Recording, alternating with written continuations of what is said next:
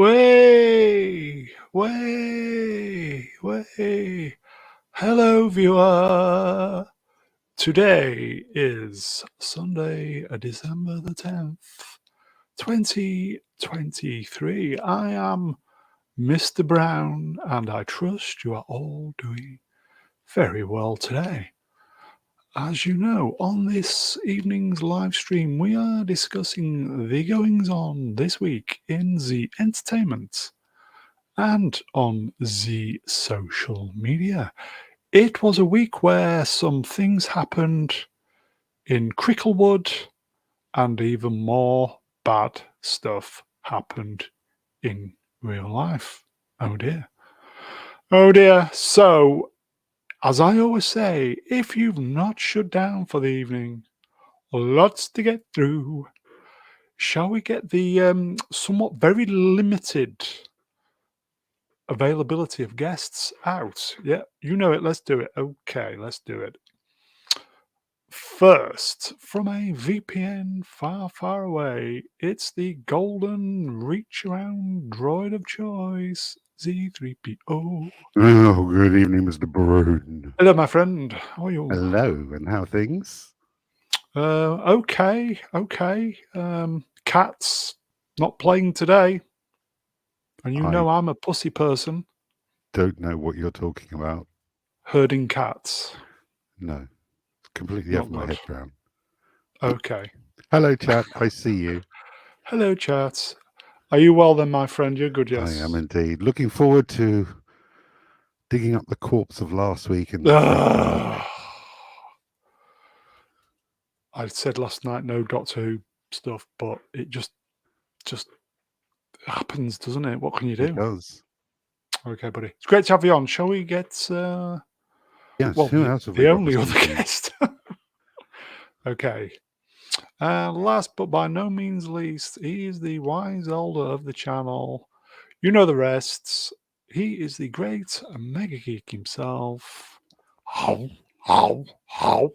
Ian David Diaz. Not eating anything today. What? No, I'm not even drinking either. So How are you in? Enough. I'm all right, mate. I've just, been on a couple of live streams today. A couple? Yeah, 2. But there you go.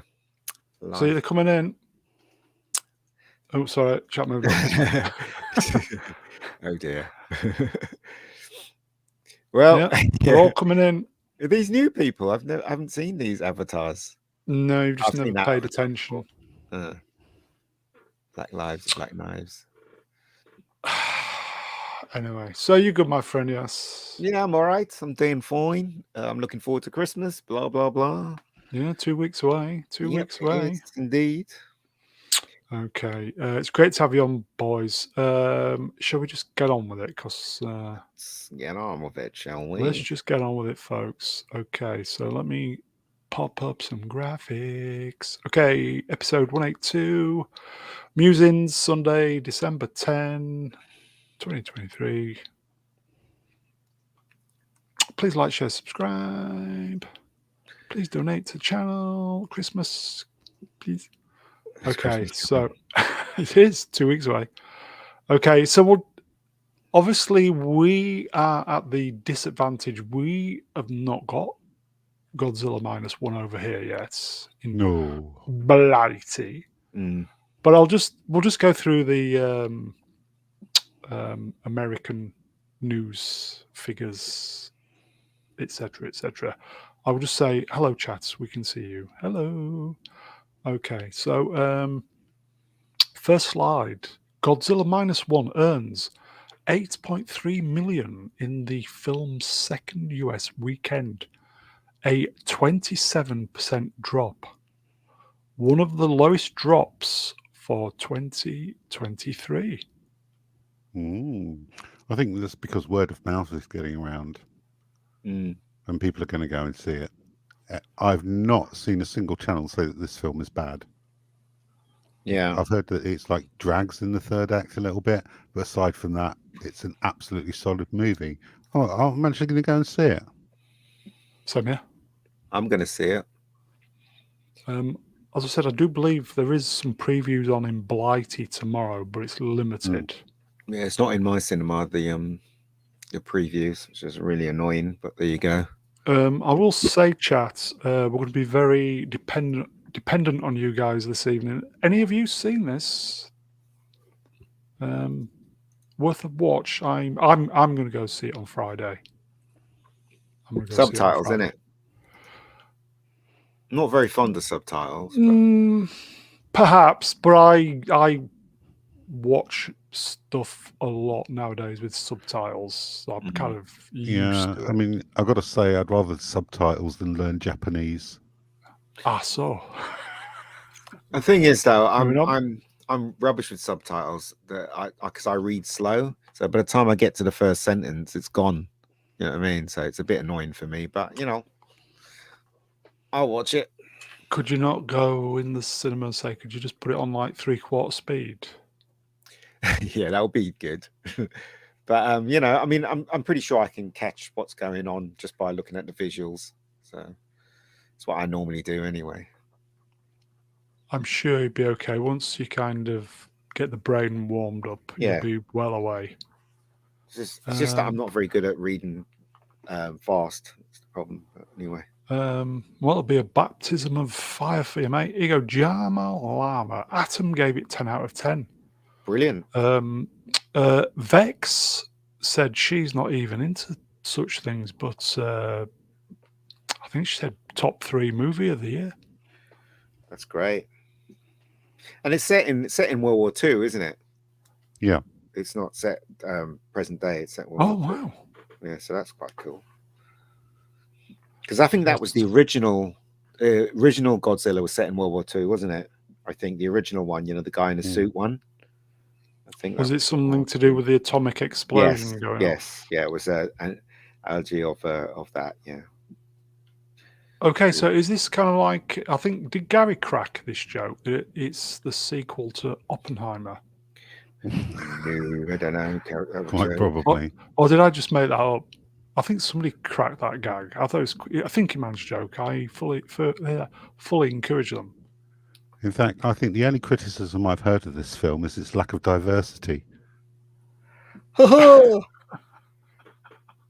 Everybody in it is Japanese. Well, or American. Is there any black people in it? I think there is on the American side. Right, gotcha. Well, going back to that point you just made, Z, will the Japanese people, the characters in here, will they be actually played by Japanese? Yes, because the Japanese are horrible racists. Okay. It's allegedly. Okay. So looking good for Godzilla. There is a few of these slides, folks, so bear with us. It's just, as I said in the title, Godzilla Roundup, folks. I mean, it's kind of embarrassing for Western media when they spending like 250 million on a movie, and you got this on a budget of like 15. Well, not even that, allegedly. And it just goes to show the art of storytelling is what's bringing the people in. It's true. Yeah. Not how great it is, not how much flashy lights or CGI's in it, but real character, human-driven stories. Here you go, folks. Godzilla -1 has become the highest-grossing live-action Japanese film in the US. Hardly surprising. So, should we just move on to the next one? Because it's sidesteps, folks.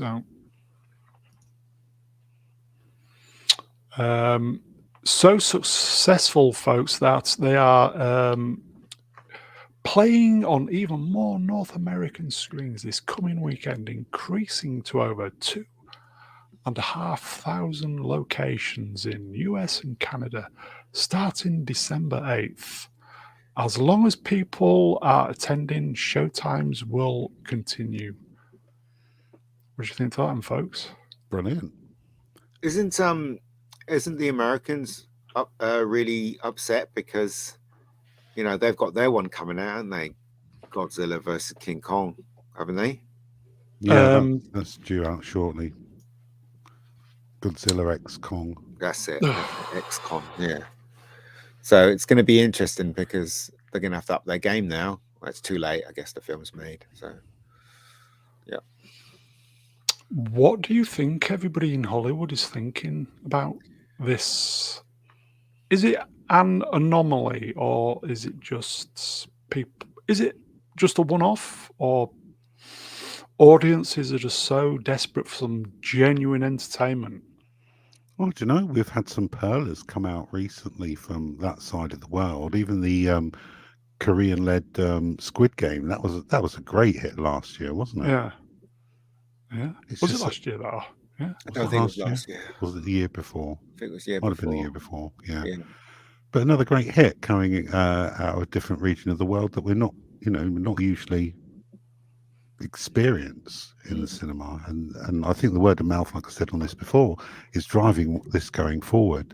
All of a sudden, the popularity is escalated to over 2,500 locations from what would have been a small theatrical run. People want to see this film. You go, Madcapper. They're thinking we need more Asians. Oh, they're so fucking dumb. No, we just need better television and better movies. It doesn't matter where they come from, so long as they're good. It's true. I do believe Gary's writing his review of this as we speak, isn't he, Ian? He's well with us. Apparently so.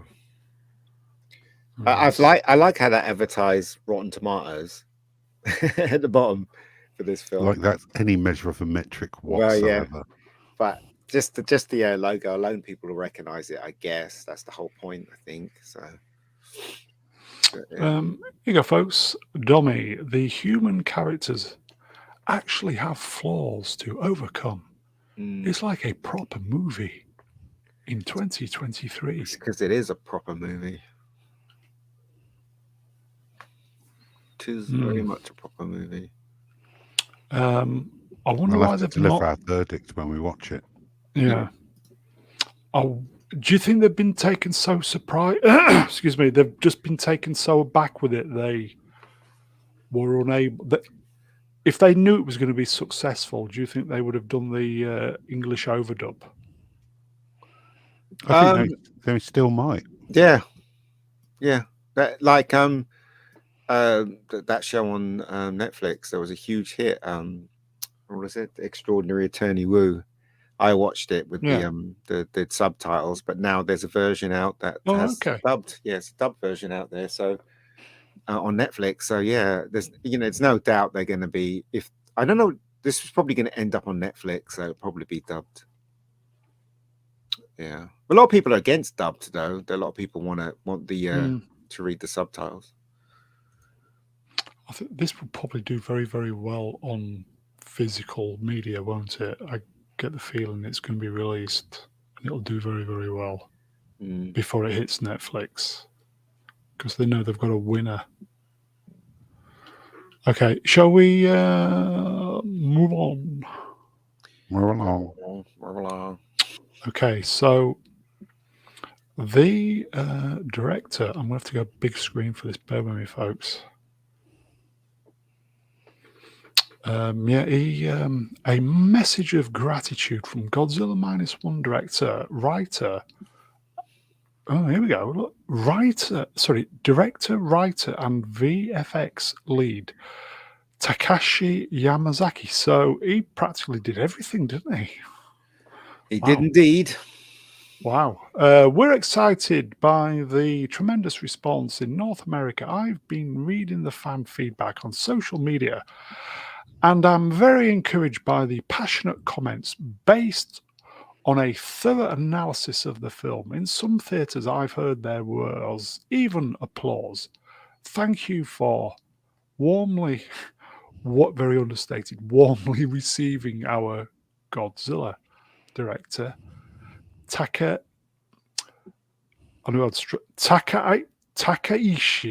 Yamazaki. Takashi. Thank you. Takashi's Castle. So he's on the charm offensive, yes? I think he's thankful that it's been a big hit. Yeah. I don't think he expected to get this much box office in the US. That's right. It's genuinely humbling. That's very rare. Is Last it, person that did it was Tom Cruise, isn't it? Yeah. yeah. Is it just out in North America? Is it any other countries at the moment? Not sure. I don't think it gets its European release until the 15th. Right, so it's not even gone worldwide, has it? No. So this could be the sleeper hit of this year. Good on him. Yeah, there you go. Daisy Blossom. I thought you were going to say Flower Daisy Ridley. Nice pussy. There was applause in our theatre. Wow. That's good. I don't think I've ever been in a theatre where the people have done stuff like that. Here you go. I have. Really? Yeah, Bond, James Bond. When I was growing up, people were cheering, laughing, screaming, applauding. Yeah, I mean, Bond films, Star Wars. I've been in cinemas where they've done that. Definitely. You go, Princess Fiona's standing ovation in my theatre. Wow. I had that when I went to go and see Attack of the Clones. I wasn't expecting it because mostly the cinemas in the UK are really quiet. Yeah. But I'd gone to see it in Leicester Square. Mm. And it was absolutely packed full of Americans during its first week. And they actually stomped and cheered and clapped their hands when Yoda got his lightsaber out to fight Count Dooku. And I'm just like, sit the fuck down, you twat. But surely they cheered when you went to see Endgame, because I didn't see Endgame. The first time I went to see Endgame was with Keith, and it was a midnight screening. Yeah. And they cheered when Captain America caught Thor's hammer. Yep. They literally almost destroyed the roof. They were screaming so loud. Wow. So yeah, and other bits in Endgame as well. That was the last film I was in that they literally, the audience was really with the film. You know? You go, folks, Smilex, there was applause at Skyfall in your local cinema, Mr. B, in Castleford. Yeah, I've never... I must be missing out then. It's a great communal experience when the audience are with the film. It really is. It's absolutely terrific. It really does make you feel it's, you know, you're part of something when that happens. Yeah. It was, as I said many times, it was a good experience for the Doctor Who 50th when they had it at the cinema. That was really good. I wish I'd seen that at the cinema. I love that. It's fantastic. It was really, really good. Okay, shall we move on? I don't know if this is a sidestep. It's probably a sidestep. I can't remember. Okay, I think this is the last one. Z, can you pronounce that? I'm getting tongue-tied. Yes, discussing film posted. Takashi Yamazaki reportedly denied reports that Godzilla -1 had a 15 million budget. I wish it were that much, which is absolutely bloody incredible because I thought it was a 30 million budget. And the 15 million was made up, but now he's come back and said it's actually less than that. How much did he say? No, less than 15 million. Wow. Oh wow! How can you make something like this for less than 15 million? Well, it's the money, isn't it? It's worth more in his country, isn't it? It's, you know, it's just inflation and compared to other currencies. So, yeah. Here goes slide. Yes, I enjoyed -1 so much I sat through the credits to show a bit of respect to the people who made this movie. And I don't understand Japanese. Lol. I always sit through the end credits. Do you, Ian? It depends on the film. Like with the Marvels, I just went home. Just like I think they did as well. Yeah, as soon as it finished, I left because I didn't even see the opening credit scene. Somebody told me what happened in the opening credit. Sorry, the last bit. You know, somebody told me it was Beast and stuff like that. So I just left. And I saw it on YouTube anyway. So here you go, folks. Professor R2, hello, my friend. Thought I saw it was around 9 million. What? Bloody hell. When you compare the She-Hulk, 25 million an episode. Yeah, but that's 9 million in yen or whatever the currency is over there is probably equals 30. Do you know what I mean? I mean, it's No, it was made for $9 million. What the yeah, but I'm just saying $9 million translated to Yeah. the yen, whatever. It's going to be more, isn't it? So Well, I thought Japan's a very expensive place. I don't know, but that film does not look like it cost $9 million. It just doesn't. So I don't know. On that bombshell, then. Everything's a bombshell to you. It Isn't is. It is. Here you go. Oops, sorry, chat moved up. Smilex, 9 million yen gets you a battered sausage and chips. Finest English cuisine. I always thought, where was it shot? Is it Japan or China? This film? I doubt if it would be shot in China. But that's what I'm saying. I'm confused really because isn't it expensive to when you go on holiday to those places? Well, yeah, but my thinking is how many, as we said last week, how many palms get greased with money before we even get a pen on paper in Hollywood? Don't know. Yeah.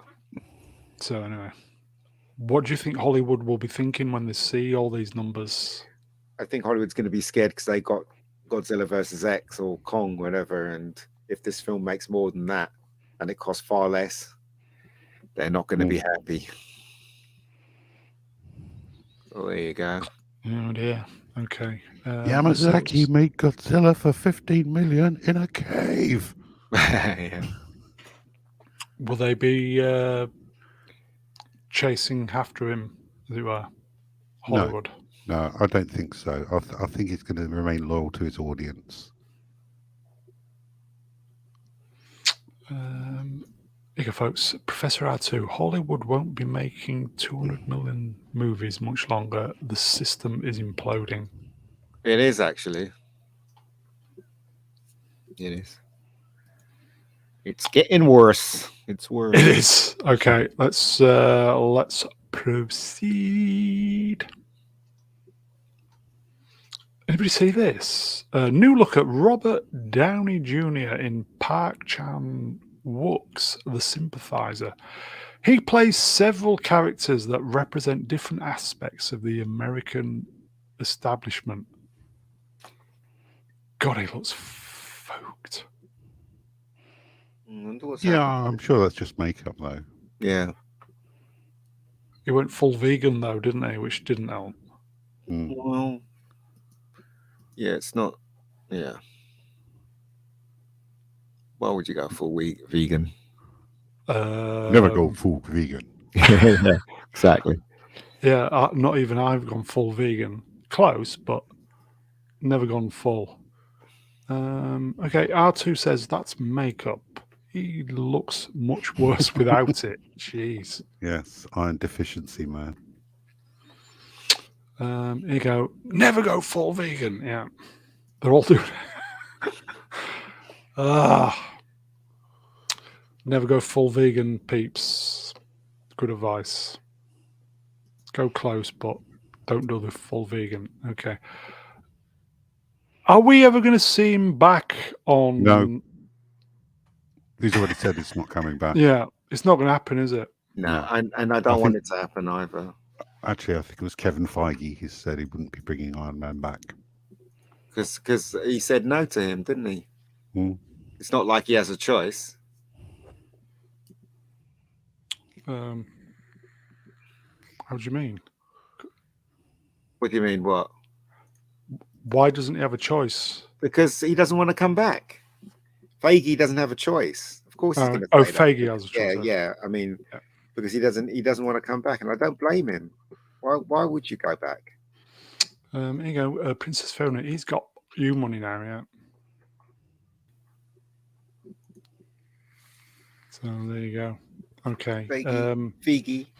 Is he going to win the Oscar for Oppenheimer? Yeah. I think he deserves it personally, but we'll see, right? Well, we'll see in what, 3 months, is it? Okay, so Downey Jr., everybody. Let's move on. Who saw this week? Mark Miller. Millar. I was so appalled at the way a comic retailer was being harassed and bullied by a digital mob this week just for saying comic books are going in the wrong direction. I had a talk with him, and then he did an interview. Here is my interview with Glenn O'Leary, and there's a link. I watched the interview; it's really good. He basically said that all the writers are self-inserting. That's correct, wasn't it? It is. All he wants is for writers to write Steve Rogers as Captain America, Tony Stark as Iron Man, and they just keep inserting themselves into the comic and basing it around their sexual identity. And they wonder why manga's taking over the comics business. Yeah.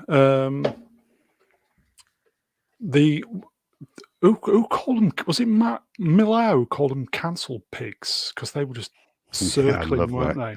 Cancel pigs is my favourite term now. Yeah, they were just circling on this poor bloke, weren't they? And then I watched the interview, and he said that they even were, some of these cancel pigs were embarrassed what they'd done and realised what was actually going on and backed down. I don't know if that's true. I'm sure it is. Is he? I don't know. I've not read many cancel pig responses in relation to this. Did you see the interview? I haven't seen the interview. I saw the segment where he was talking about why comic sales are down, which I agree with wholeheartedly. But I've not seen the Mark Millar interview. Yeah, it's really good, folks. If you've got 30 minutes, I think it's about half hour long. It's really, really good. Yeah, I might go and check it out after the show. Is this the comic book guy that everybody was having a go at? He was going on about stories and stuff. Yeah, I saw that. I saw it on Twitter. He has a point. He also, he's got his own YouTube channel as well, which is he? Yeah, doing quite well. He got a nice little bump off the publicity. You go, Rhino the Hamster, a comic book shop owner for 30 years. Yeah. Yeah, he was just saying, Ian, that all the you saw the comment he posted that it's just all self-insert stuff and nobody wants to know. I mean, he forgot to mention, the elephant in the room, basically the woke stuff, but he forgot to mention that, but still. Yeah, we want Clark Kent as Superman, not some dubious offspring that likes it up the dirt box. Yeah. They didn't want to put it quite that way, but I think you're right. You go, Adam Jones. Pigs are delicious. We need a different creature for those bastards. Cockroach, perhaps. Well, when the nuclear bomb goes off, it's always the cockroaches that survive, isn't it? Unfortunately. We used to call them tourists, people who just flirt into the hobby and then flirt out, rather than people who are long-term fans and have collected comic books for decades. But I think Cancel Pigs is a lot better. Both of you are comic book collectors, are you not? Yeah, I've got a couple of short boxes of some of my favourites. I used to collect Spider-Man during the 90s, X-Force, Gru the Wanderer. I've got quite a lot of, like the Image comics when they did the Alien and Alien and Predator adaptations. Oh, nice. Oh, sorry, Dark Horse that was. I've got like several boxes with old 70s comics and British comics, when they used to print them on the crappy paper. I've got the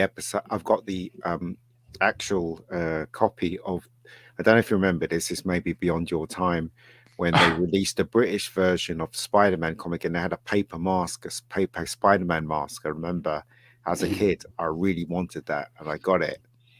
I think it lasted a day before it got ripped. So yeah. Never really been into comics, but when I was younger, I had basically the first 2 years of Star Wars. Oh, did you? I gave them away like a fucking idiot. Well, nobody could predict how big Star Wars was going to be, and predict how much the merchandise would cost. You know, because I had a shitload of, and my brother, but I had a shitload of the small Star Wars figures that I got off my friends. You know, my friend I swapped with and stuff like that. And if I knew they were going to be worth a lot of money, I would have kept them all. I wonder how much my Marvel Star Wars #1 would be worth now. Never mind. I've got annuals. I've got old 70s annuals. I've got Spider-Man annual 1976.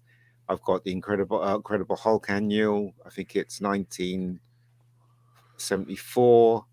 You know, I've got Superman versus Spider-Man. Do you get that one, Z? Because that I remember when that came out, I went crazy over it. I was like, and I got Spider-Man meets Superman. Wow. boxes and boxes and boxes of 2000 AD. Oh, there you go. Joe Darkness used to collect 2000 AD. From issue 1 all the way up to, I think it's issue 2100. Right. Atom Grey, Love and Rockets, Judge Dredd, Swamp Thing. You go, Archer Colin, for our American friends, a shitload is a British unit of measurements. Very good. Judge Dredd, I remember 2000 AD being really violent when I was younger. Yeah, it was. Really shockingly violent. Mm.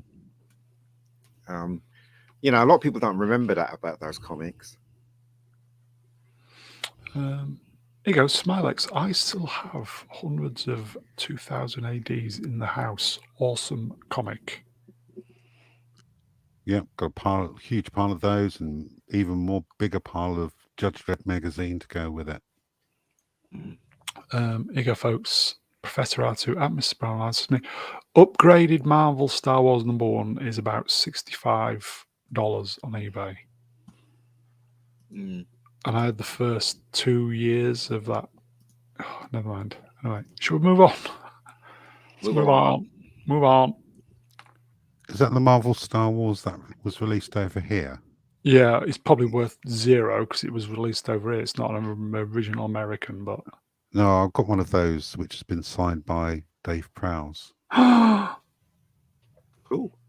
He wrote everything he signed for me. He wrote, Dave Prowse is Darth Vader. Wow. Not anymore. No. I wonder how much that would be worth. Don't know. Anyway. It's not for sale. Same with mine as well. Well, he's no longer with us, is he? No, he's not. Okay. Few Superman tidbits this week, folks. Kurt Russell did an interview with it. I think it was with his son. I kind of caught 5 minutes of it on the tubes. Kurt Russell addresses the rumours that he'll play Jor-El in Superman Legacy. I never heard this, so I don't know. James Gunn was a blast to work with, though. So you never know. I think he'd make a good Jor-El. Yeah. I think so. But this is just one of those non-controversies, isn't it? Somebody makes something up, works it into an interview, then all of a sudden it's news. Yeah. Until I actually hear a casting announcement, I'll take this. Well, we don't even know if he's going to be in it. Salt as I would take one of Doomcock's articles. The last time he spoke, though, he said he was retiring for good, Kurt Russell. Yeah, but I would imagine James Gunn's a pal. You go, Jamal Hammer, he knows, yeah. Yeah, I'll bet he will be. Okay, so there's that little snippet. And guess what, everybody? Sean Gunn has been cast as Maxwell Lord in James Gunn's DCU.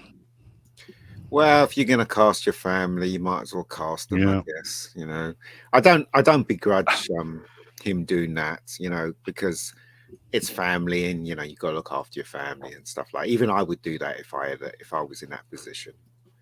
You know, and he's not a bad actor either. That fella. Yeah, he's all right. Yeah, he's all Yeah, right. I think I'm he's doing quite that. funny, so I don't blame him for doing that. Here you go. Tom has some thoughts. What is Maxwell Lord? Maxwell, he's one of the characters in Superman. He's kind of like Lex Luthor, but he isn't. He's rich as well. He's kind of like a businessman kind of thing. So that's as much as I know. Pedro Pascal played him in Wonder Woman He 1984. did, yes, he did. Yeah, he did. But he's more famously known as getting his neck snapped by Wonder Woman. That's right. Oh, sorry, chat moved up. Here you go. Nameless, no name. What is a Sean Gunn? It's Gunn's brother, isn't it? That's right. Sean Gunn's brother. Sly Jester. Sounds like we need a bit of gun control. Very good.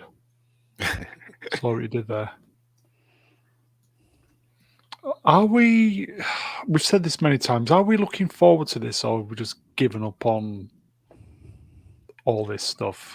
I would say superhero fatigue is real. It's definitely set in. Yeah. No, I agree. Totally agree. Nobody at all is interested in this. Nobody at all is interested in the upcoming Aquaman movie. I don't know anybody who's excited. Well, no, yeah, Aquaman movie looks crap because it looks like they've done a bait and switch or woke on it, because now he's got like a child and all that rubbish, and he's like living in the woods. I'm like, why, how, why? Do you know what I mean? Why would they do that to that character? It's just things are getting from bad to worse when it comes Jay to pop Goodwin, it's culture. dead, Jim. Yeah, it's not even resting, is it? It's dead.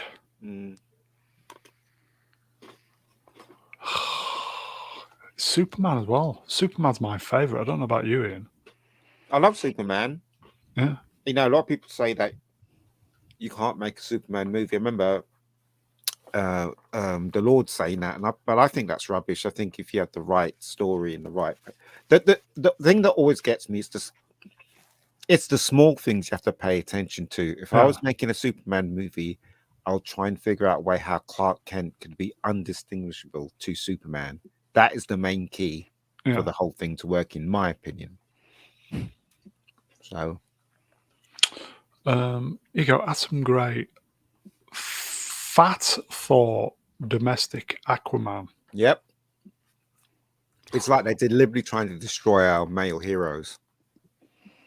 That's what they're trying to do. It's obvious what they're doing. Yeah. Here you go, folks. Super chat. Common people for £5.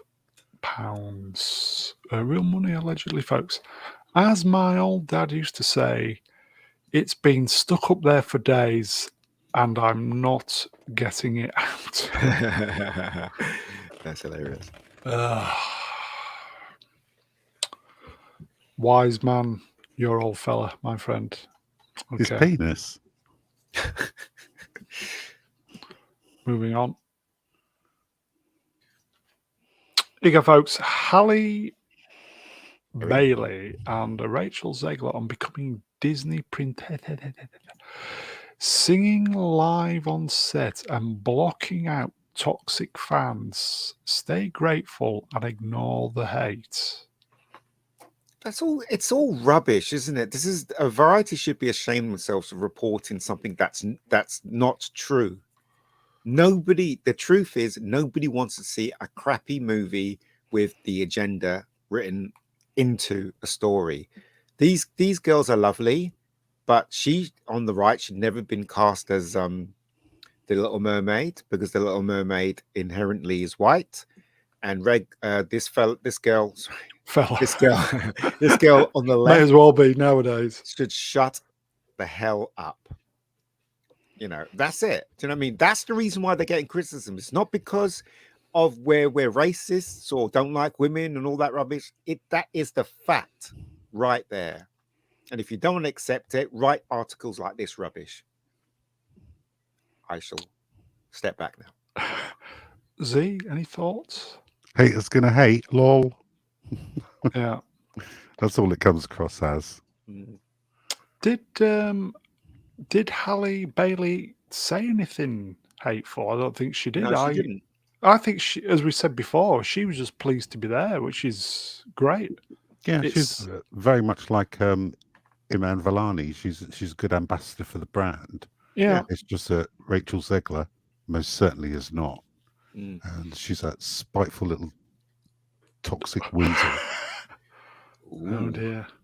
And Disney would be better off severing ties from her. Mm. But they won't, will they? Because you wish it. Okay. Let's move on because I don't know about you. I'm sick of seeing her on the. I'm sick of seeing Zegler. Zegler. Oh, speaking, Olivia Wilde is set to direct Naughty with Margot Robbie set to produce. The film follows a woman whose only hope of securing custody of her son from her ex is to find Santa Claus to get him to testify in her divorce hearing.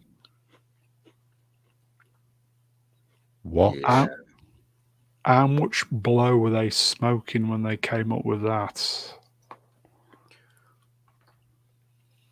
It sounds like an awful idea for a movie. It really does. If her only hope of securing her son in a custody battle is to find Father Christmas, what sort of scumbag life is she left? Mm.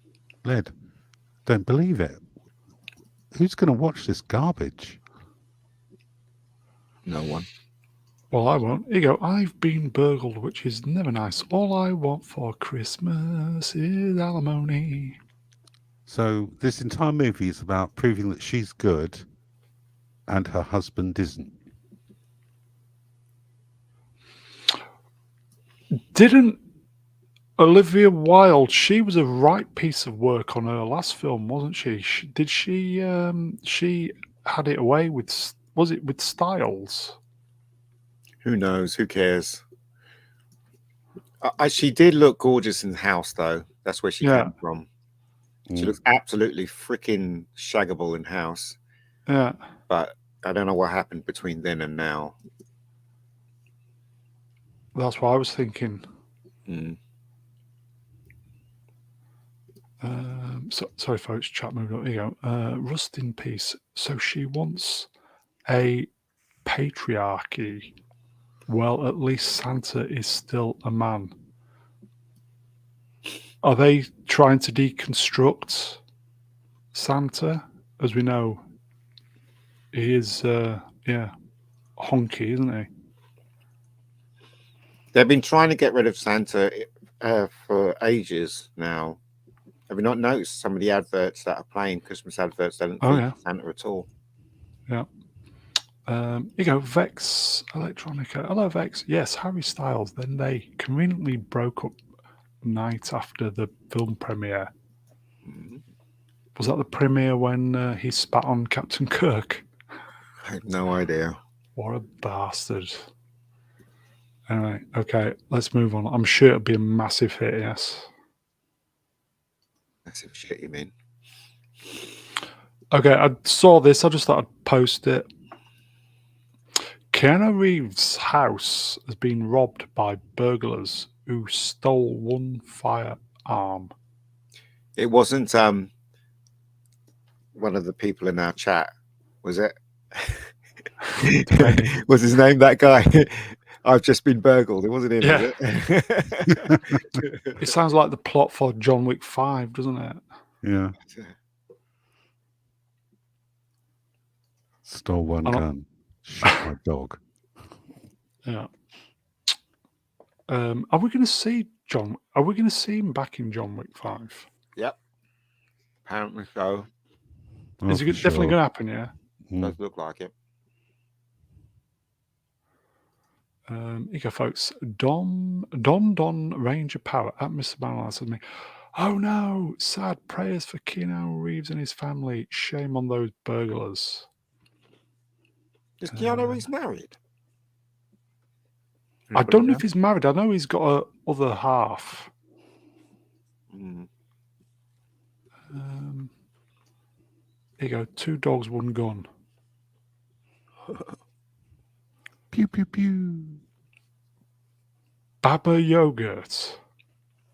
Okay. Funny. That's funny. Okay. Let's move on. We're all waiting for the we're just waiting for the Doctor Who shit, but never mind. Okay. Denny Villeneuve says Dune 2, or is it June, is much better than the first film. That's not hard. I won't say the film is perfect, but I'm much more happy about part 2 than I was with part 1. It's because it's because there's going to be more action in this one. Yeah, I mean, the first film was just world building as far as I'm concerned. It's necessary, and it had to be done to get to this point. Yeah. But I agree with him. I think the second film would be a lot better than the first one. By default, it is. I mean, according to the book, you know, a lot of things happen in this one. So, have you two read the book? No, I haven't read the book at all. No, not read it. God, I wish this was out now. Really? Yeah. Such a disappointment. Is it going to be worth the extra, effectively, 6 weeks of production? Well, it might be. You know, look, right, the thing about waiting for a movie is that if you focus on it too much, by the time it gets to you, you might be disappointed because you're expecting so much from it. So just take a chill pill and wait. Don't even worry about it. I don't want to. I don't want to. No. Yeah, I was looking for. A lot of people were looking forward to this. Do you know what? I've got. And it would have made money anyway. I've got this. I've got a download of this, and so when the second one's released, I'm going to watch it again before I go to see the second part. You know. So, yep, same here. There you go, Jamalama. I'm still pissed about the delay. It's because it's been such a long time since I've seen the first one. I've almost forgotten most of what happened in it, you know, so I've got to refresh my memory before I see the second one. It's a real shame. Why are we waiting so long? I'd rather it wasn't rushed. I guess, yeah. Obviously, the strike, it's the promotion thing, isn't it? Because they weren't allowed to promote. If there wasn't the strike, I'm sure we would have seen it, but... People are pumped about this. They will just go see it anyway, regardless of the strike. And in a nutshell, they would probably save money on promotion because everybody knew about this movie and they were desperate to watch it. Yes, no? Or is it just me? No, you're right. If there's one movie they don't need to promote, it's this. There you go. Here you go, folks. Yeah, Franco, didn't need promoting. I've been burgled. It should have been going up against the Marvels. It would have annihilated. Wouldn't it? Yeah. Okay. Let's sidestep, everybody. Just a little wee sidestep. Denny Villeneuve says the script for Dune Messiah is being written right now and is almost finished. I don't know exactly when I will go back to Arrakis, but my dream would be one last go on this planet that I love. What do you think to that, boys? I think you better wait for the box office tickets. Yeah, exactly. Because otherwise, it's not going to be doing anything. It's going to be a hit, though, isn't it? I don't know. It costs Well, too we all much. thought Costs a Dead lot of money. Reckoning Part 1 would be a hit, Yeah, exactly. Oh, fair enough. and it wasn't. Fair enough. So we'll just wait and see. Chat, do we think it's going to be a hit? I'm not going to predict anything because my predictions are just shite. Well, you were right about the Flash, weren't you? Oh no, you weren't. Yes, I know.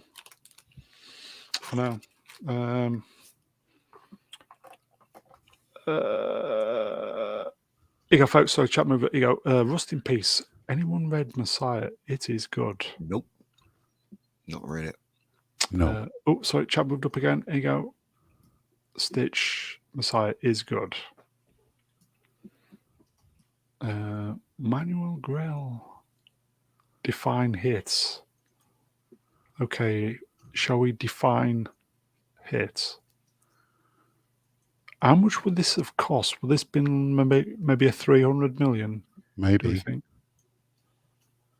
So what's the hit? 800? 850 to 900. Don't know. It's not going to do $1 billion, is it? No. Can you hear my cat wanting to get out? Bear with me, folks. Just talk amongst yourselves. I've got to let the cat out. Can you believe it? Bear with me. Sorry, folks. My pussy's demanding. He's demanding. I mean, the first one only took 402 million. Really? Yeah. But that was on a 165 million budget.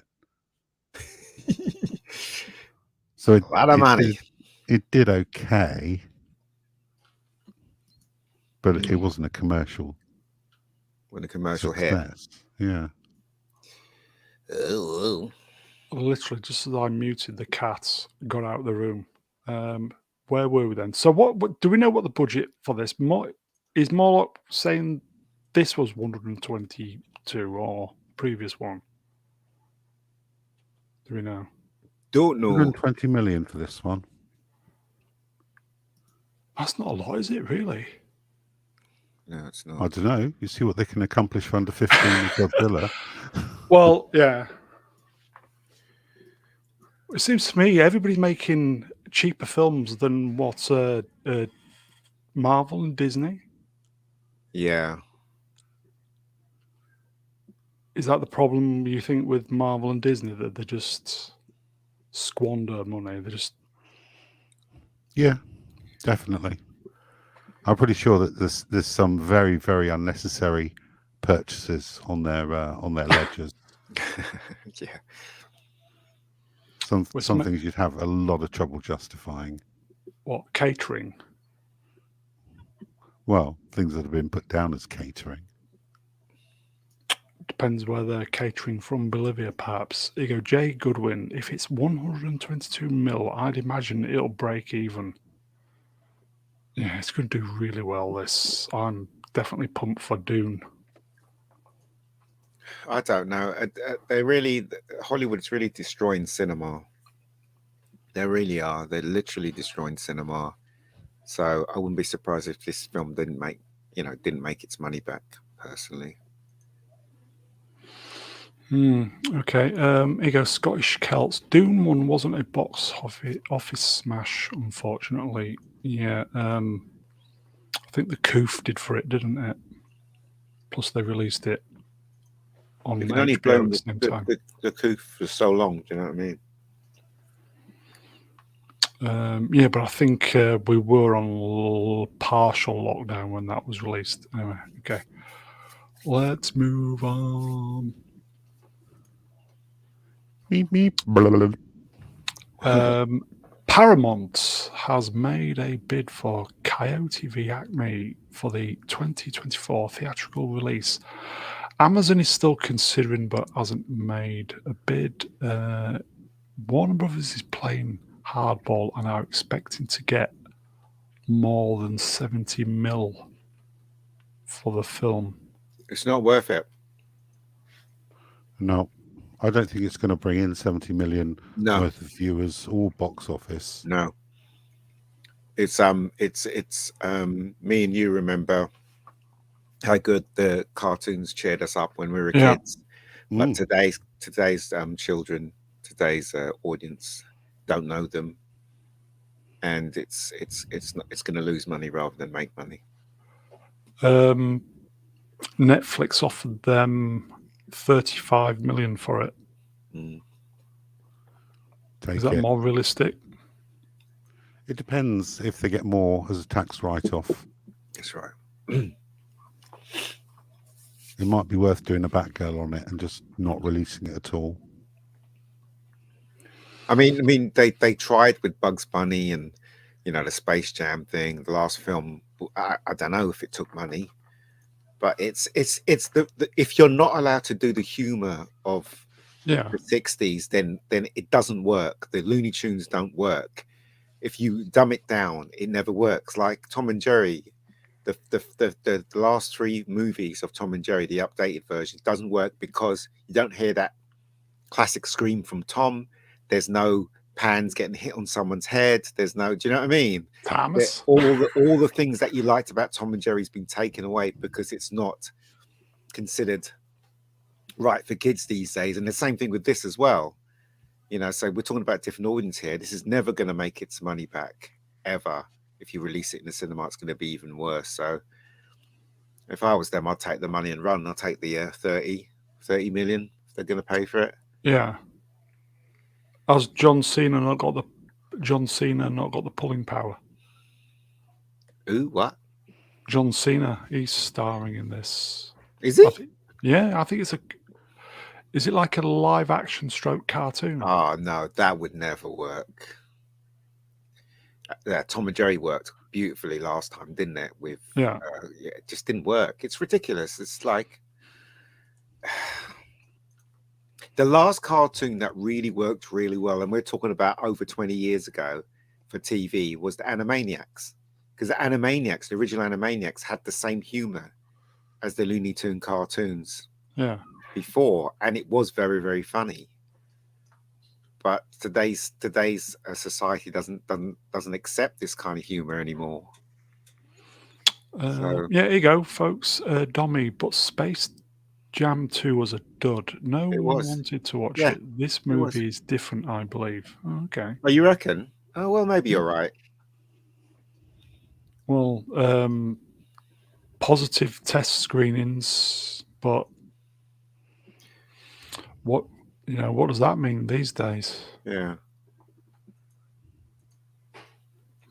Okay. I don't think I'd want to watch this at the cinema. It's not one I'd go out of my way to go. No, same here. So that's probably what it is, isn't it? Mm-hmm. Okay. Okay.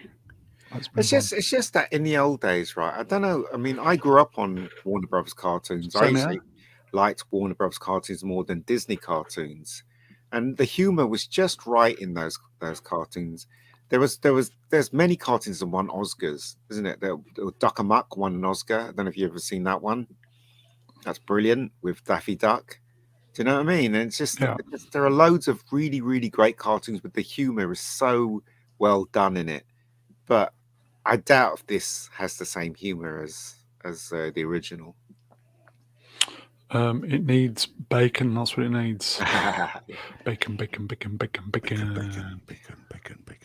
Okay. I can't believe Taylor Swift is so, people just love her, and I just don't see what for. Her music's okay. It's just okay. Well, she's all right looking. I just can't see the traction, really. Matt likes her.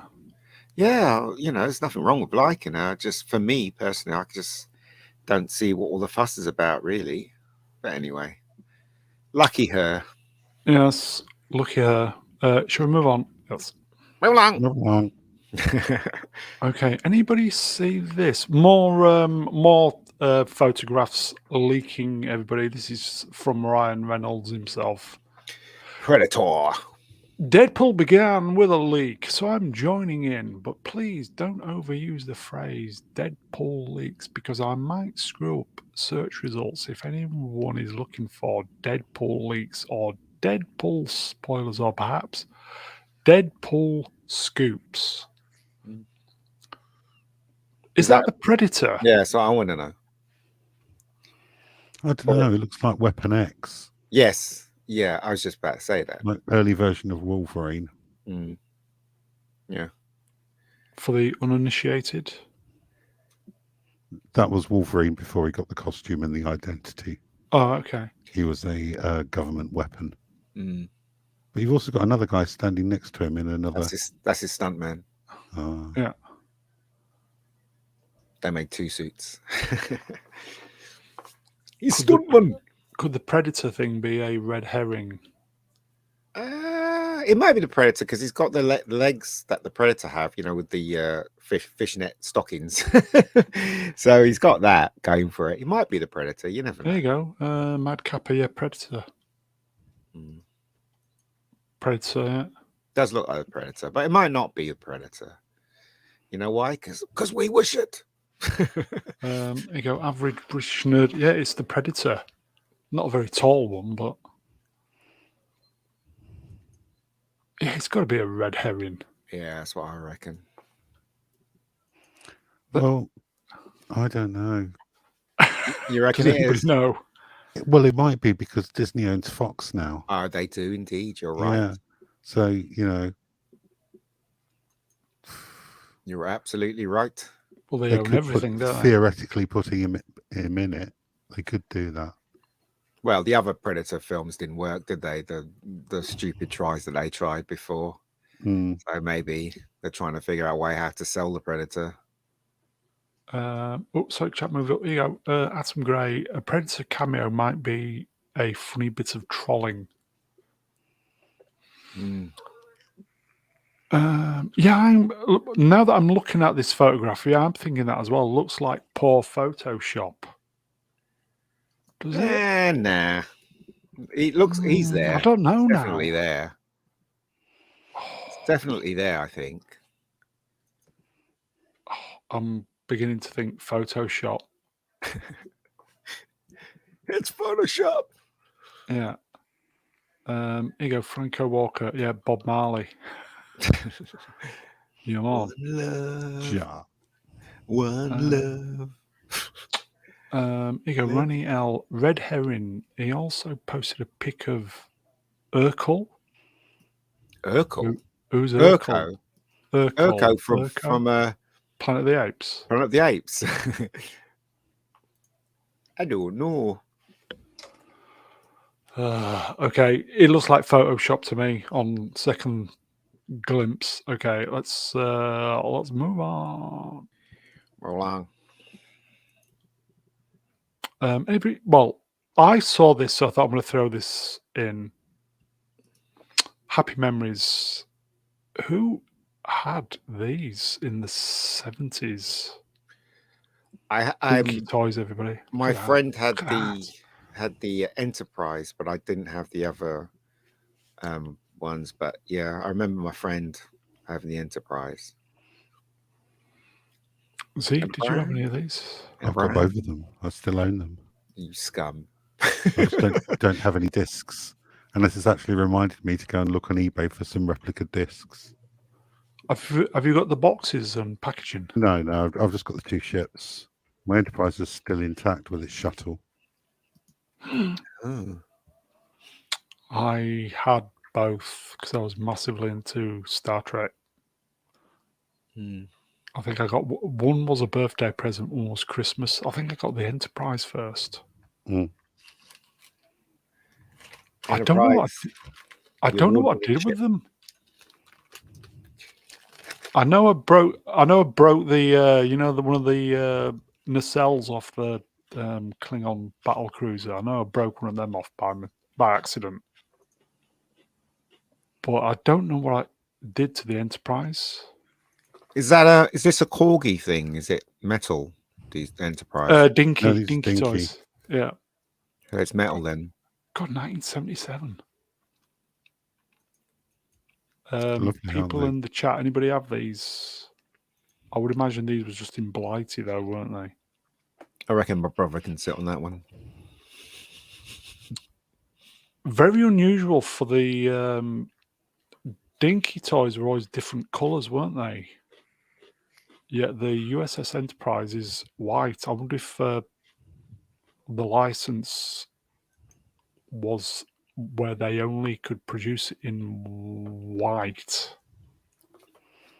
Don't know, because they did the Eagles and the Thunderbirds. They all used incorrect colours in those, didn't they?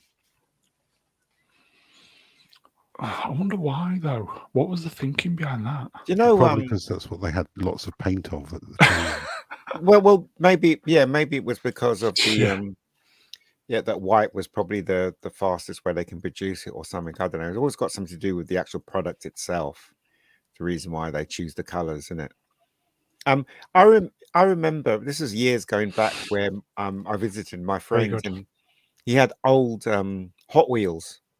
Yeah. He had old cars, you know, the Hot Wheel cars, and they were amazing. You can open the door, open the bonnet, see the engine, make the wheels turn by the, you know, and we're talking about Matchbox cars here. And a couple of days ago, I was in the shop, obviously shopping for my nieces and stuff, you know, toys and stuff. And I saw some of the Hot Wheels. And what a pathetic looking toys they are now. Absolute rubbish compared to the ones that we used to have in those days. Yeah, they're all just mass-produced garbage now, aren't they? Yeah, they are.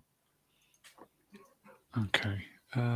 Okay, so Dinky Toys, folks, happy memories from when Mr. Broom was a wee bairn. Okay. A tribute to Kevin Conroy is included on the Nintendo Switch release for Batman Arkham Trilogy. Oh, who's doing his voice now then? I wonder. Good question. I used to be a gamer. I'm not into games anymore, but nice touch. Yeah, nice touch. Yeah, very good. I do like an honourable mention. I rewatched Star Trek 6, the other Undiscovered Country, the other day. Oh, great film. And that opens with for Gene Roddenberry. Quite touching. That's the old fella going to bed. Your penis is going to bed. Yeah, 95, folks. Okay, we'll move on. New Doctor Who episodes will upset diehard fans, say Russell T. Davis. And then the joke is, what's his beef with Bruce Willis? Anybody know? Don't even talk to me about Doctor Who. Seriously, all day I've been talking on live streams about how rubbish this last episode was, and how you know everything's done by design. There's no mistakes in it. Russell T knew exactly what he did, and he wanted to put the agenda in, and he's put it in. He thinks he's clever, but he's not. You can see it come in miles. It's like a brick heading towards your face. You can't miss it. Russell T has literally destroyed Doctor Who, and I'm ready to leave now. I think it was 18 minutes he was the Doctor on screen, and I didn't get any Doctor vibes off him at all. At all. Is it appropriate for him to walk around with no trousers? Because it's meant to be a kid's show. Yet it's inappropriate for Davros not to be in his life support thing anymore. Yet it's okay for Shooty to run around and, you know, in his boxers, looking stupid. There, I said it. Z, you watched it, yes? Yeah, it was supposed to be a 60th anniversary, which I thought would have been a celebration of the entire series. Yeah. But it turned out to be, I don't know, fanfic level. Yeah. It was actually genuinely terrible.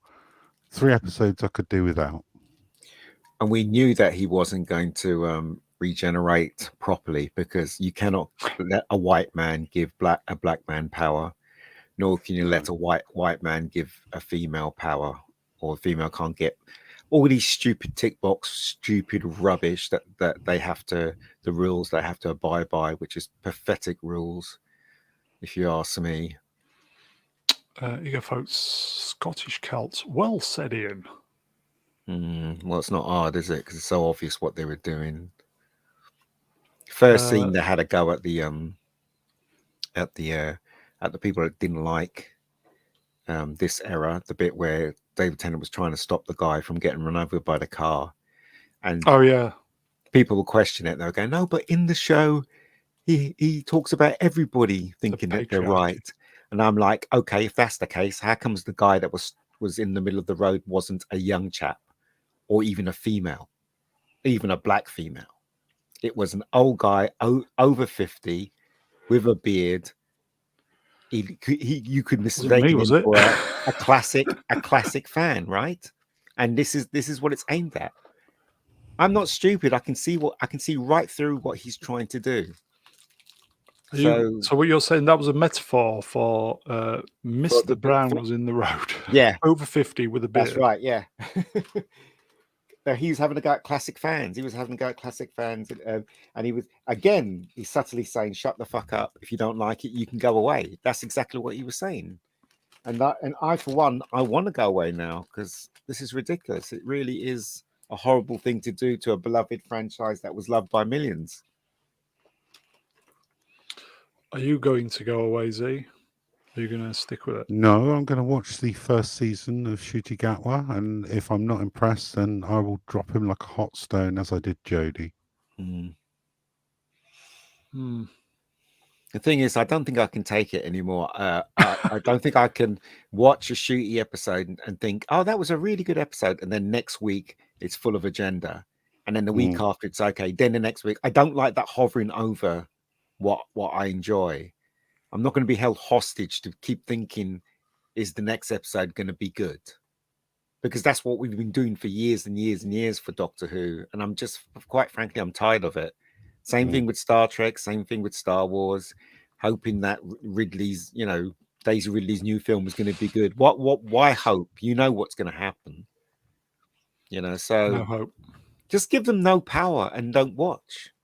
If you really disagree with this era, just don't watch, man. Step away from the Doctor Who. You go, I've been burgled, which is never nice. Tap your feet 3 times in the TARDIS. It was ludicrous, right? He gets his big hammer out and he slams the TARDIS, and the TARDIS becomes what's all two. that about? And it's like, what? That didn't even make sense. No, it didn't. None of it made sense. You see, because the 2 Doctors challenge the Toymaker to a game, and he accepts that they are both the Doctor. Yeah. So it's him versus them. And the 14th Doctor actually states that his prize is for the Toymaker to be banished forever. So why do they get a second prize? Exactly. And I find it absolutely incredulous that the Toymaker's hammer can just bash out a living TARDIS. This is a living consciousness which has been forcefully duplicated. Also, sorry, go on. I really hated with that a ramp, scene. By the way, I hated that scene where Ncuti hugged David Tennant like he was some kind of useless kid and kissed him on the forehead. And I thought, oh, for God's sakes, can we not have any macho doctors on screen anymore? Can we not have any macho people full stop on screen anymore? I just thought that was so pathetic. The Doctor that we've loved is this weak. Oh, I don't know. I give up on it. I really do. It's just rubbish. Absolute nonsense. Yeah, and the wheelchair ramp thing that was mentioned just a second ago, that was ridiculous. The TARDIS can adapt. It has an architectural configuration circuit. So it can move around rooms, delete rooms, or even transfer them outside of the TARDIS. It's always been able to do this. I don't know why the sudden inclusion of a wheelchair ramp is a big thing. I don't understand. Wasn't that on Tennant's TARDIS though, not on Ncuti's? No, it was no. This first started way back when in the John Pertwee era, because the TARDIS relocated the control console outside of the TARDIS. Yeah. Here you go, Ian. This one's for you. It is shite, mate. It is shit. It I really mean, is. Rose got a doctor, Donna got a doctor. Martha Jones must be so bloody angry. Yeah. Well, she doesn't give a shit, does she? Here She you go, got stuck Joe with Mickey. Darkness. I'm Mm. surprised it got so many viewers. It was down 200,000 from the It was, previous yeah, it was week. down So what's it at now? 4 point what? something. Something. I think it was 6 was it? 4.82 or Yeah. something. And you know it was done deliberately that he was walking around with no trousers. You know that was done deliberately. You know it. It's like Nerd Rotic said, he gave birth to another doctor with no pants out of his penis. He's separated from the groin like they were docked. It just seriously, it was just it's not, this is not Doctor Who. Ncuti is not the Doctor. He doesn't come across as the Doctor at all. And the accent it just threw me. I'm like, what kind of accent was Yeah, that? same here. I got a little bit. I can't understand what it was saying. What the hell was going on? What the fuck? Man. You need to retire. You need to. And I'm like, what the fuck is this? Are we going to see a unit TV series I hope not. with I was thinking about this today, with Tennant popping in every now and again, because I hope not. obviously the TARDIS is parked near, well, it's in the backyard, isn't it? So for kind of like immediate planetary emergencies, This made me so angry. TARDIS with It wanted me Tennant. to wish that fans will give me money so I can make a proper freaking Doctor Who. It really does. We said that last night, didn't we? Well, I just think this is just ridiculous now. It's getting worse, and all because Russell T is gay. I mean, no offense to gay people, but all because he's gay and he wants to put this agenda in, and he's destroying something beloved by millions. One person is doing We this. need to see your fan film. Well, they need to give me money to make the fan film, so can't do one without the other. It's How like much did we say? $50,000. £50,000. If you give me dollars, it's not going to help, is it? Well, it's practically parity at the moment, but there you go. And also, if I do make it, I want to talk to all the Doctor Who fans. There's got to be one Doctor Who fan out there that can do CGI really well. You know what I mean? And that would shrink down the budget, or or make it palatable. You know what I mean? That kind of thing. So, anyway, that's just we need to effectively we need to get 5,000 donators, £10 each, don't we? 5,000 donators. Yeah, that's easy. The thing is, I bet if Gary went on Friday Night Tights and said, "Look, I need 50,000 to do a Doctor Who," they'd have it by the end of the night. How much are you betting? I know that for a fact. Yeah, but why would they choose me? They could easily go to Drinker and ask him to get the director who directed his thing to do it. You know what I mean? Mm-hmm. So it's Yeah, but he's not a Doctor Who fan. At least I don't think he is. He might be. Anyway, you don't have to be a Doctor Who fan to direct something with logic. Do you know what I mean? No. I give you another example about this episode. And I spoke about this on the live stream, right? The Doctor has a TARDIS. He's trying to stop the guy from getting run over. Unit turns up and points their guns at him. And then one guy comes out and says, "We need your help." That didn't make any sense. Next thing you know, they've got the TARDIS stuck to a string and the helicopter's flying it across. Yeah. And what's his name? Tennant's in the helicopter. It's bollocks. Why did they need to do that? He could have just went in the TARDIS, dematerialized in Unit. Why did he need a helicopter to fly it there? Don't know. That's what I'm saying. The plot demanded it. I don't know. It's just rubbish. Makes no sense. Doctor's never gonna. What, they're scared he might run away? Why would the Doctor run away? Doctor running away? No, he always helps the Earth. So why won't you trust him? Here you go, folks. Arch Colin Gary could probably make enough money to get JMS to make Doctor Who. What's JMS? John Michael Straczynski. Babylon 5. Oh, okay. geezer, because he was touting to get the showrunner job, wasn't he? Yeah. But anyway, okay. Shall we sidestep? Because Sidestep. this dropped today. Like a big pile of poo. Yep, like a big pile of poo. There we go. What the fuck is that? It looks like some sort of mutant cowpole spoon. Yeah, it does, doesn't it? Shooty Gatwa sonic screwdriver has been revealed, everybody. Look at that. That's not a screwdriver. Not in a good way either. Look at that. That's not a screwdriver. A screwdriver, logically, is a thin bit of material that will screw in screws or unscrew screws, which the other one did. This looks like one of those shoe horns that when you're putting your shoe on. Yeah, they've turned it into a tricorder. Yeah, I mean they're copying Marvel. That's what they're doing. Didn't somebody on one of your streams you were on earlier said it looks like a sanitary towel? Yeah.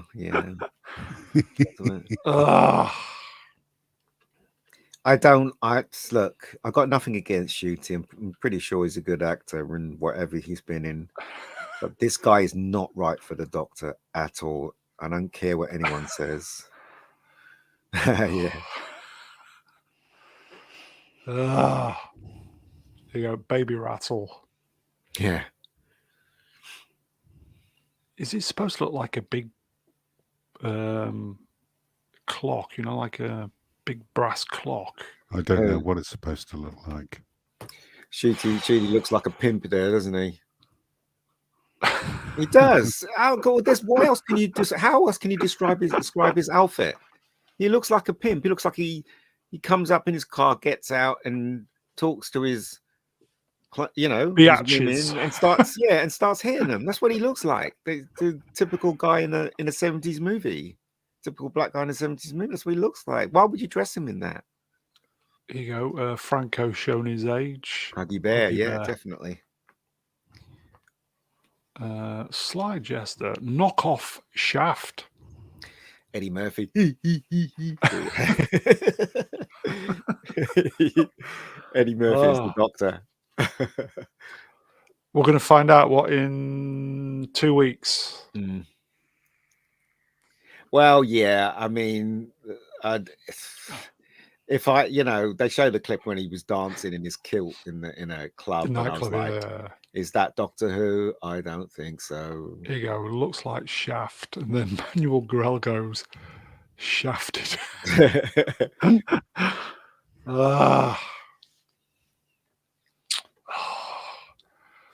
Technically, is he still the 14th Doctor? Because he bi-generated, so technically he's the same, isn't he? I dare people to say, because when Jodie was on, they'd say Jodie Whittaker.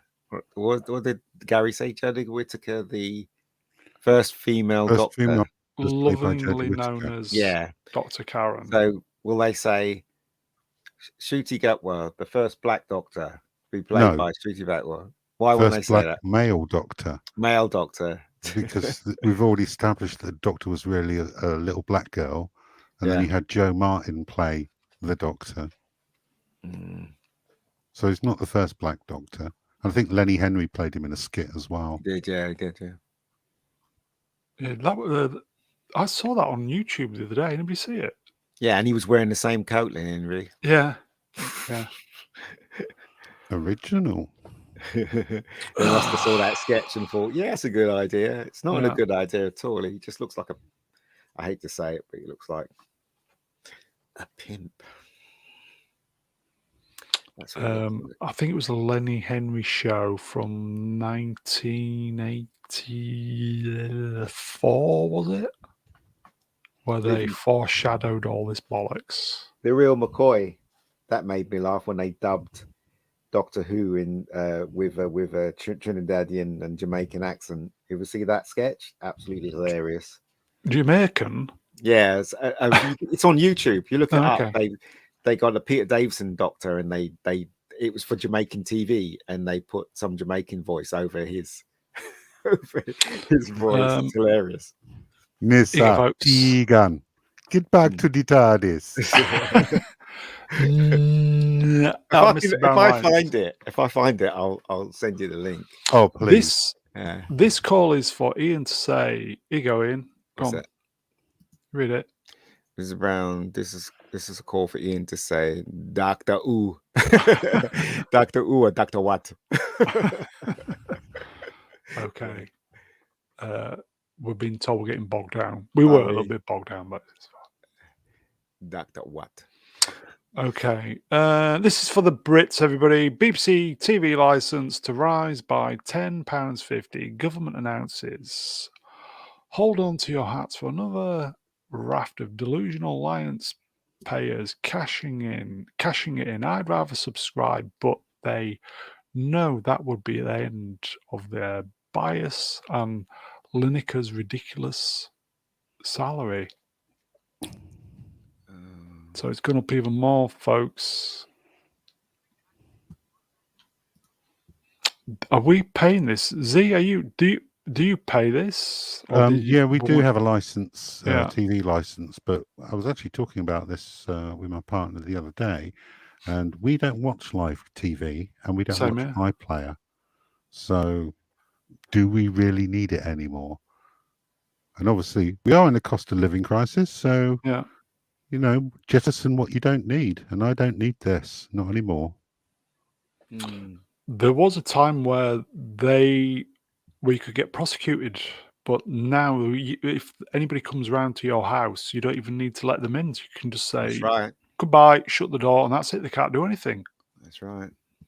You don't need to do. They can't come through your door. You can be watching BBC, but if you don't let them through the door, there's nothing they can do about it. They'll send you red letters and stuff. You can still deny you don't watch the BBC because they got no way of proving that you're watching the BBC unless they come in and see you watching the BBC. You know what I mean? So, yeah. A few people in the chat, they've never had a TV license, refused to pay it. Yeah. Franco, if you record off live TV, then watch it later. You need one, yeah. No, don't have a box to record from. So might end up cancelling it. Never mind. Must do better. Yeah. Okay, and then practically the same day, did anybody? I think I've got my slides correct. Anybody see this? Yeah, that was hilarious. Somebody was pissing her off before the broadcast started. And they got her just in time. And you should see her demeanor just completely change when she realized she was live. Yeah. That was hilarious. So funny. This was the BBC News Bulletin. But the thing that really pees me off about this is that there's no reports of her getting reprimanded or told off or what? Sorry? She apologized on yeah, but if it was Instagram. a white guy that did that, you'd never hear the end of it. Never, because BBC's so racist, it's ridiculous. Z, thoughts? Do you enjoy this? I thought it was hilarious. It was an accident. It wasn't meant to go out on air. It did. She issued an apology. I'm good with that. Move on. Yeah. Here you go, folks. She can apologise from the Dole office. If it was a white guy, that's what would happen. So there you go. I thought in my stupidity that this is a metaphor for what's kind of going on in real life. What BBC's telling us to screw off? Well, there is that, but I don't know if I'm being a bit of a is it misogynist? Is it misogynist? I don't think I am. That's cat ladies of a certain age are like this to everybody now. You know, kind of women of this age, probably not married with a cat, are just like that to everybody nowadays. I think you're reading far too much into it. Oh, am I? Or is that just the Hollywood thing, maybe? I don't know. But yeah, okay. Here you go, Jamalama. She's probably just joking with the cameraman. Probably the Yeah, she cameraman. probably was. Yeah. She probably was. But you know, it's still bad form by getting caught out that way. You know, so anyway. Oh, sorry, chat moved up. Here you go. This needs to be memed to hell and back. I think it has, to be fair. Yeah.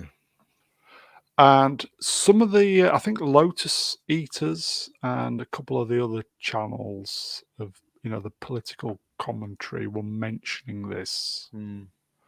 Common People says Hugh Edwards was fired for less.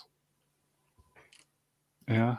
And he didn't even do anything on on BBC Land, as it were, did he? And he got the boot. Because he's white. That's what I'm saying. It pains me to say all this stuff, but it's true. So what can you do? You go, that's definitely misogyny, Brown, get a woman. Okay, yes, sir. Sorry. It's in the BBC. Sorry. Okay, let's move on then. Get in the bin.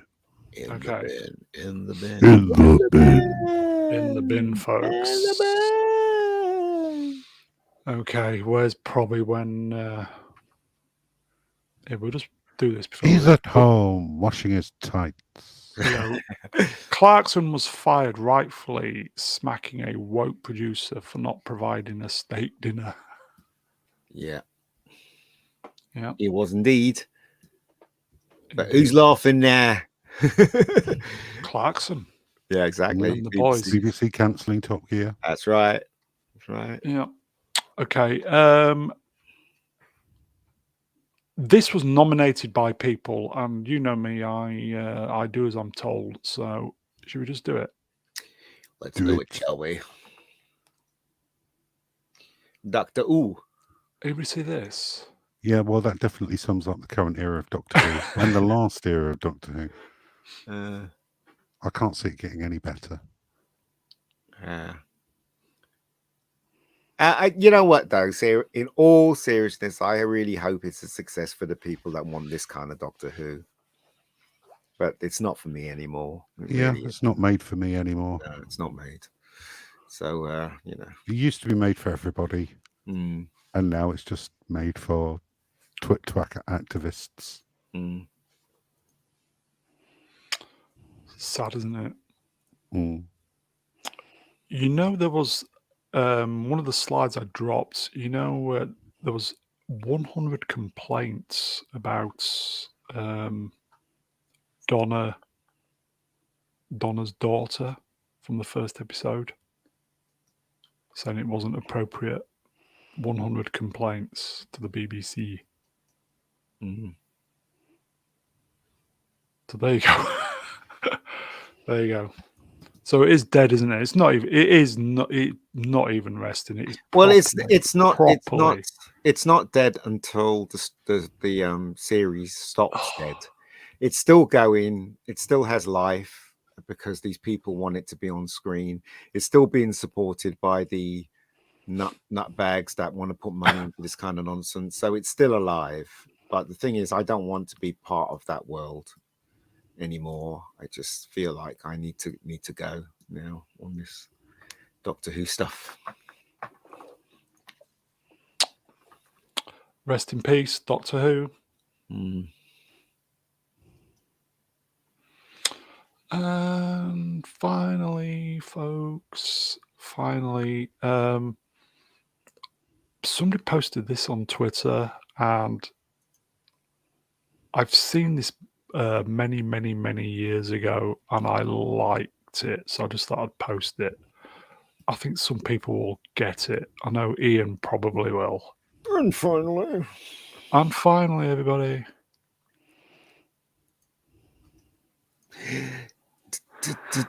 No, Daddy, no. Yeah, I remember this. What is it for the uninitiated, Ian? Does he remember this? Do you remember this? Well, it's just the Omen. No, Daddy, no. I always remember it. Yeah. I always remember that scene from the film. Always made me laugh. And he was just about to do the deed when the police come in. I actually really like this film. Sorry, it's The Omen, by the way. Yeah. Don't worry, they know. Yeah. Look, The Omen, Yeah. yeah. I've not seen The Omen for a long, long time. It's great they got Gregory Peck because it added a bit of gravitas to the whole Yeah. thing, and Is that Lee Remick as well. yeah, Lee Remick? I always remember they used to play this on ITV when I Yeah. was growing up, Mm. and fuck, it's a scary film. Mm. Is that the one where the guy gets cut in two? No, with it's the second one. That's the Oh, second. That's okay, the Omen 2. glass elevator. Yeah, Omen 2. Yeah. This one is the one where Peter, is it Warner? David Warner's head gets Yeah. chopped off by the glass. The glass. He's the photographer, isn't he? It's Yeah. all everybody was dying. Lines on the photographs. It was a Richard Donner film, wasn't it? Yes, it was. Richard Donner Yeah, directed this, and because of this, he got Superman. Really? Yeah. So the Silkine saw this, and they said they gave him £1 million to direct Superman. So there you go. I might revisit this. I've not seen this for a long time. I'll never forget that scene in it where he's riding on his tricycle, and Lee Remick's trying to hang up flowers or water flowers, and he bangs into her chair, and she falls off, doesn't she? She falls off, and she falls over the railing. That was a good scene. It was a well-directed scene. Here you go. Is this number 2? Yeah. Doesn't Patrick Troughton get off in Omen 2? No, Omen 1. Omen 1. The flagpole gets lightened, in it, and then does it go through his mouth? No, it just goes through his shoulder, and it comes straight out of his abdomen on the side. So it gets and it sticks to the floor, and he just hangs there. It's quite a good scene, actually. And also, he really looked like, because he had all the dark under his eyes and everything, and he was trying to warn them. He was the mayor, wasn't he, or something like that? And I can't remember. Peck's. He was trying to warn him, saying, you can tell that he was going through hell, obviously. No pun intended. But yeah, really good scene. Oh yeah, it's all for you, Damon. She hangs herself. The ending, when the kid turns to look at the camera and smiles at the funeral, and creepy. What about the bit where oh God, I forgot what I was going to say now. There's the bit where they're taking him to church, and he starts screaming in the car. Do you remember that bit? He wouldn't go. It's been a long time since I've seen it. He starts really, really screaming and stuff. Or the bit where they go to the wild preserve, when you drive around in the cars and you have all the animals outside and all the monkeys were going crazy because he was in the car. Do you remember that scene? I think my favourite from the series is probably, I think it's Omen 2. When Omen 2 is fantastic. That guy gets trapped into the broken ice. Oh, yes. Yeah. The third one wasn't too good, though. I like the first 2. Yeah. I remember being freaked out by the death with the iron in 2 and 3. Yeah. But you know what freaked me out as well is when they were trying to look for Damon's parents, and the old priest, the old blind nun or blind priest, told them where to find the grave. Do you remember? And him and David Warner was trying to open the grave, and it was lightning and stuff. And when they opened the grave, all it was a skeleton of a dog in the grave. Yeah. Do you remember that? What they're saying is that he was born from a dog. I'm like, what? Yeah, that was pretty scary, I found. Here you go, folks. XBTC. This is what good films do. They get people talking about the things that happen. Yeah. Do you remember that scene as Z? The bit where they're in the graveyard? The bit when in the graveyard trying to find out the parents of Damon. Yes. That was scary. It was a dog. I don't know. I thought it was scary. I thought it was scary. It must be over 40 years since I've seen this film. Echo Chamberlain, my friend. Omen Believer 2023. There are two Damiens, the other diverse and female. Oh, God, It's all for both of you, Damiens. Oh, for fuck's sake. From the Jackal. Yeah, That was born it. from Yeah, the it was a Jackal. jackal. It wasn't a dog. Yeah, it was born from a jackal. Ugh, horrible. Wasn't it Damien's brother under the ice? Yes, he's because he was adopted, wasn't he? So yeah. Yeah. I think that was the second one. It is a jackal, yeah. I think it's the second one. Great movie though. It is. I think I might need to revisit this. Been a long time since I've seen The Omen. When it comes to religious scary movies, I never watch them in the night anymore because I'm religious myself. Those kind of things really get to me, kind of plays on my mind, especially The Exorcist. I'll never watch The Exorcist like 11 o'clock in the night or something like that. I'd watch it during the day, but I never watch it before I go to bed. Just as you were saying that, but The Exorcist came out first, yeah. Yeah, Exorcist is brilliant. The best horror film ever made, in my opinion. Exorcist. Shall we all watch this at Christmas? What, The Omen? No. Yeah. No. Yeah, here you go. Rust in Peace. Oh, sorry, chat moved up. Here you go. Watch it Christmas Day. No. Well, it might be better than Doctor Who, I guess. Yeah. We haven't done The Exorcist, have we? We should do The Exorcist now. I've only watched The Exorcist once and scared the shite out of me. You want to do it, don't you? I do, because I think The Exorcist is a brilliant horror film. It's been a long time since I've seen the thing, it. I prefer Omen to Exorcist. Yeah, Drew, the thing about The Omen versus The Exorcist is The Omen is a very Hollywood-driven movie. So it's got music by Jerry Goldsmith, and it stars two big stars, Lee Remick and Gregory Peck. But The Exorcist isn't. The Exorcist has no soundtrack, right? It has relatively unknown people, especially the guy who played the main priest. He was unknown. He only did stuff for stage. And it felt far more realistic in tone and everything than The Omen. That's what I think. Who remembers the Medusa touch? Was that Richard that. Burton? Richard Burton. He flew the plane. He used his mental powers to fly a plane into a building. Yeah, there you go. Look, just as you were saying that, Manuel Grell. As a compromise, watch the Medusa touch with Richard Burton. Yeah. You know what I watched, guys, a couple of days ago because I was so bored. No. I was Weapons of Mass Destruction. No, I was wanting to watch a film, and I went on Netflix, couldn't find anything. I went on Amazon and I found Hollow Man. Have you ever watched Hollow Man? Paul Verhoeven. Yeah. Isn't that? It's all right. It's not bad. Isn't that film so wrong on many levels? Have you ever seen it lately? Not recently, no. Well, there's a lot of Invisible Man touching women in that. It's really creepy. Have you not seen it? I've been watching Obliterated on Netflix. Has any of you caught that?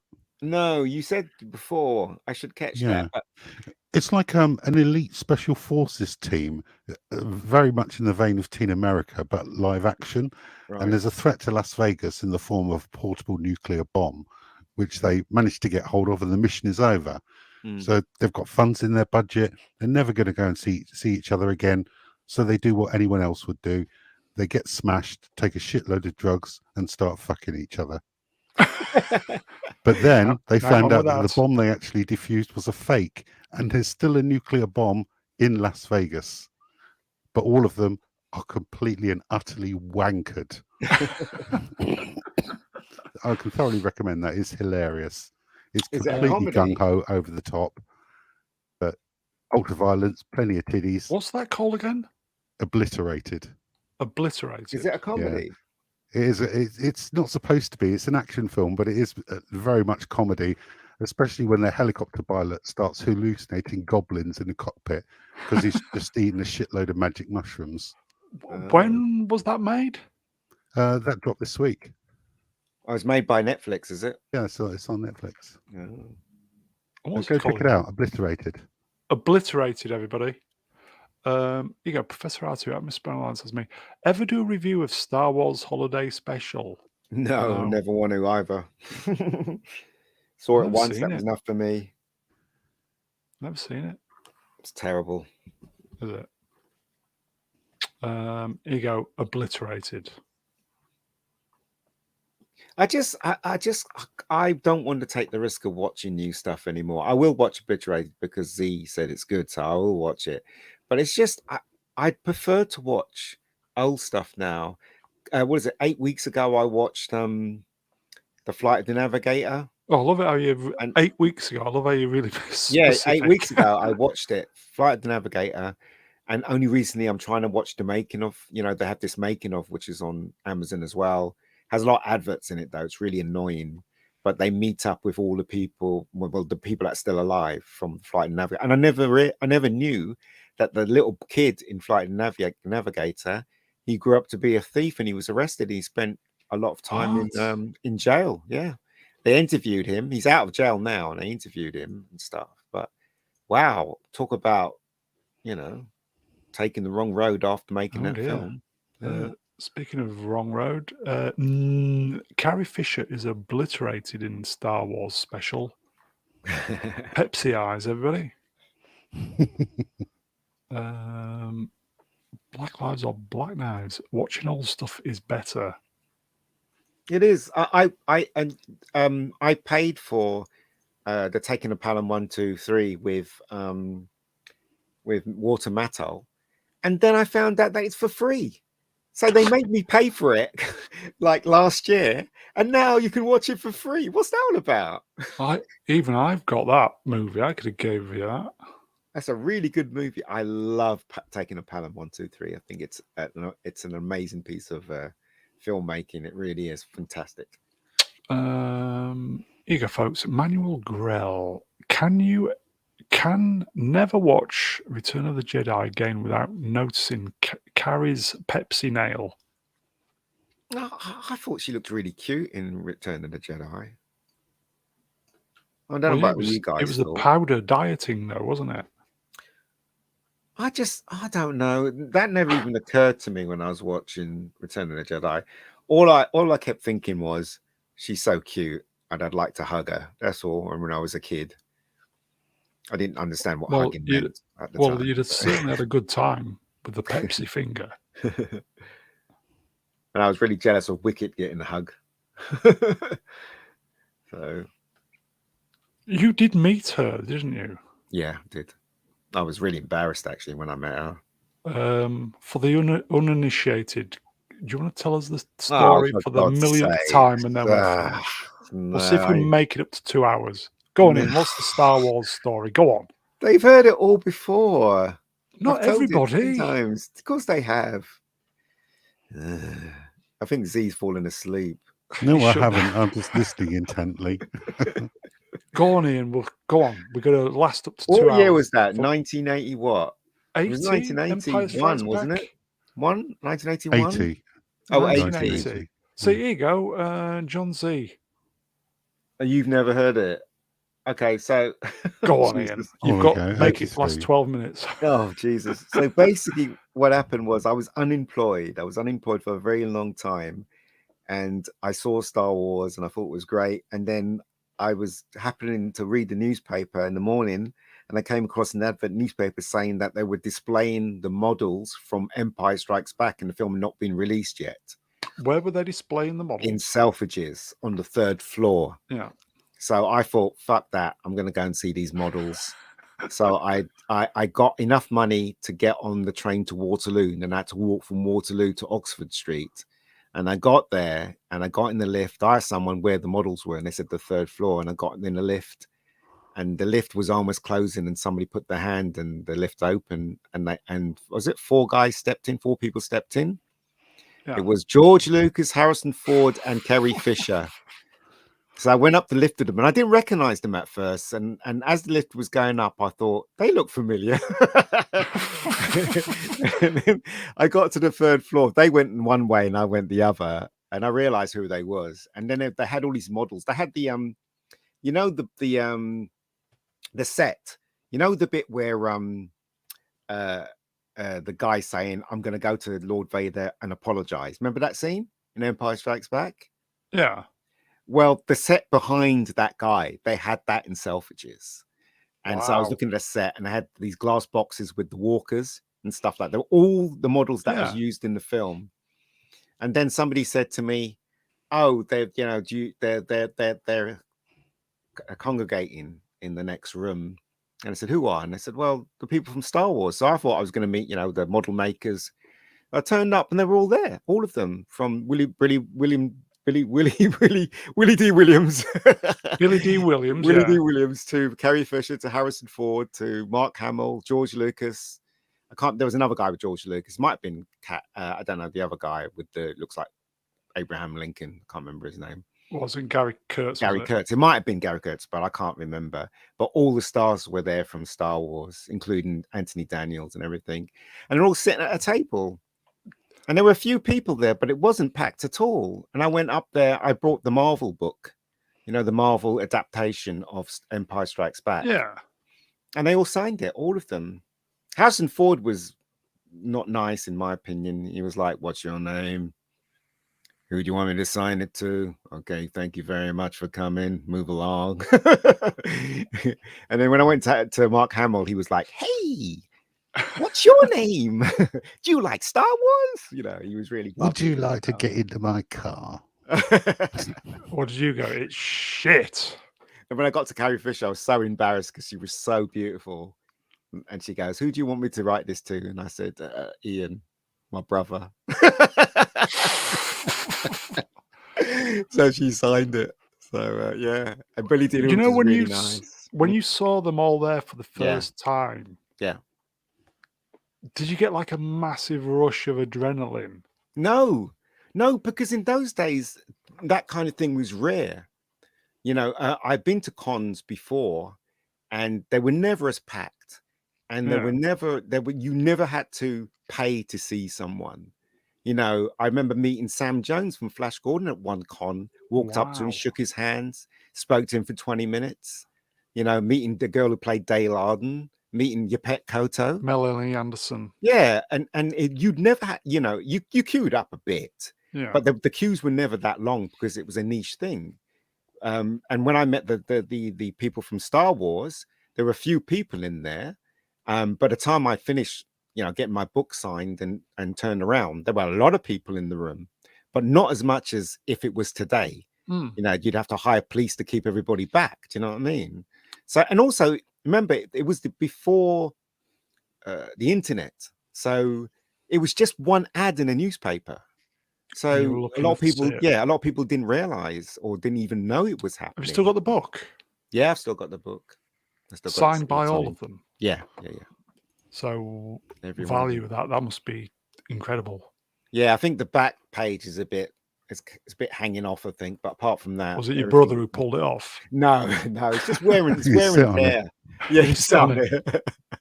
But I mean, I honestly, I'll never forget that day because it was amazing. I met George Lucas when he was thin.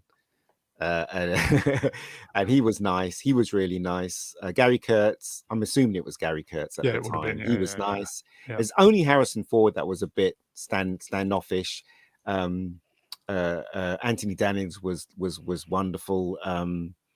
What's his name? The guy played R2D2. He was really nice as well. Yeah, he shook my hand. I was really surprised because they weren't. I would expect an R2 and C3 to sit together, but they weren't. They were kind of separated. Oh yeah, I just learned that. And Billy D. Williams didn't know who he was because he wasn't in the first Star Wars. And I said, "Who do you play?" And he goes, "I play Han Solo's best friend." He's even smooth then. So I goes, "Oh great!" I'm like, I look forward to seeing you in the movie. And so yeah, he looked smooth as hell. Was you just full on fanboy? No, because that kind of thing never existed in those days. Wow, my God. You know what I mean? It that kind of fanboy thing only existed years later, and dressing up like characters that came in the 90s, I think. Yeah. No, that was in the 70s with the Star Trek conventions. Yeah, well, that's Star Trek, but we're talking about manga and all that now. It's become huge, isn't it? Here you go, Ian. Question for you. Yeah. from Adam, was Kathleen there getting No, coffees? I don't know. No, because she didn't work on Star Wars, did she? Kathleen Kennedy. She worked with Spielberg, but Oh, never she'd have on been Star around a Wars. bit. And I met Ivan Kirshner as well. I didn't know who he was either. He was really nice as well. In fact, all of them were nice, apart from Harrison, who was a bit standoffish, like he didn't want to be there. He looked bored.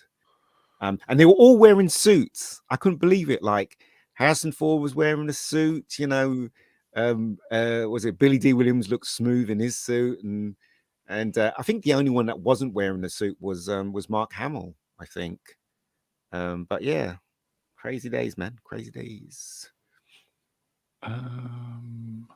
There was a Drew Gordon. Did you meet the Blue Peter presenter who stuck his hand in the thing in Flash Gordon and had to be executed by? No, what's his name? Peter Duncan. Yeah, Duncan Dares. Yeah, no, I don't know. No, I don't think I've met Peter Duncan.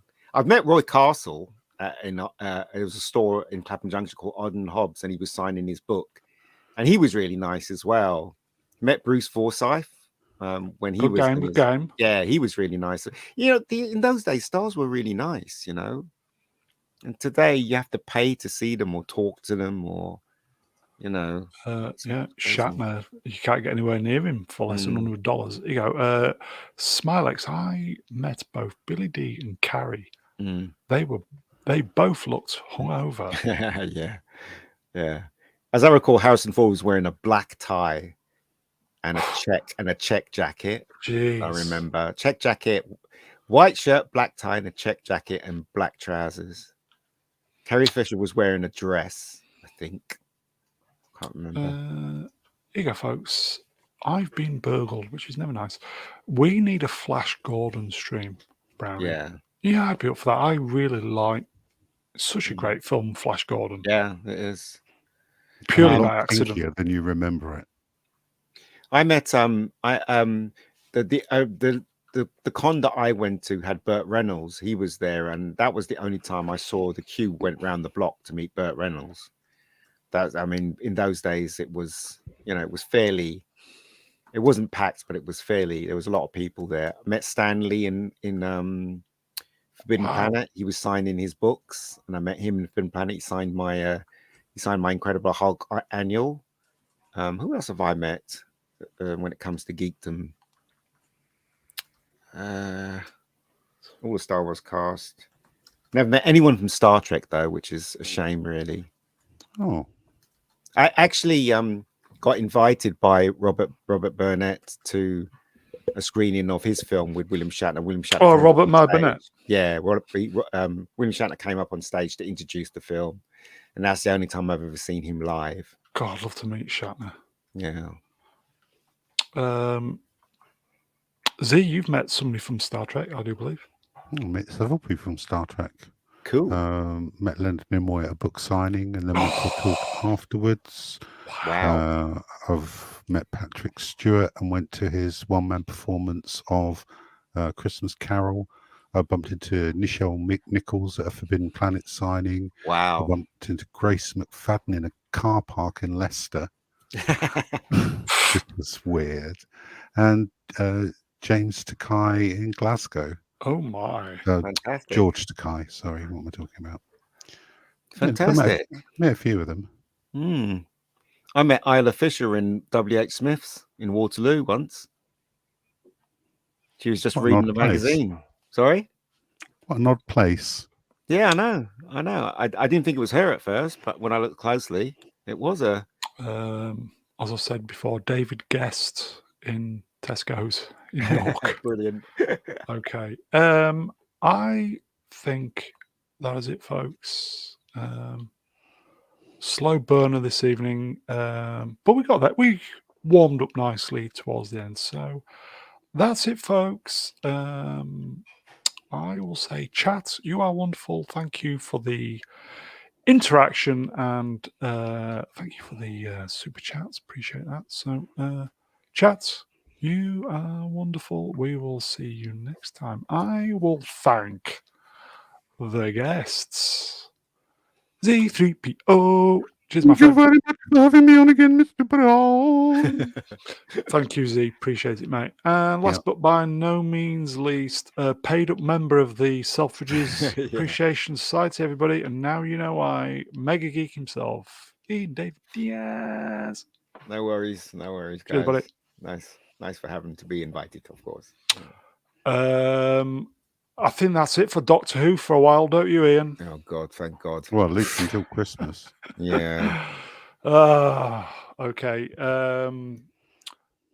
We've got MOT things to do tomorrow, so hence the early start this evening. So hopefully back to normal next week.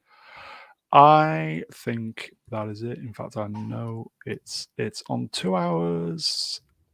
We'll be back on Wednesday. We're going to try and start tackling the hottest actresses after I speak to Brian. So we'll sort those out Wednesday. That is it. If we don't see you Wednesday, we will see you next weekend. So have a great week, everybody. Soon be Christmas. Tally bye. Bye.